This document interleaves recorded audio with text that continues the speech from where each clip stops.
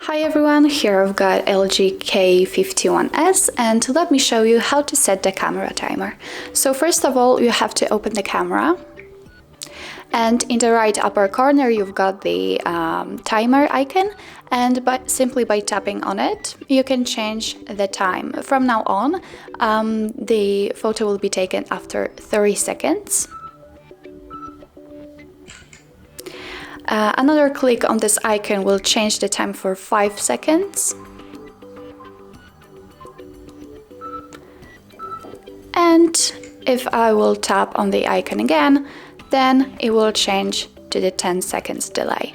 If you want to turn it off, simply click on it again, and from now on you will take normal photos after normal time.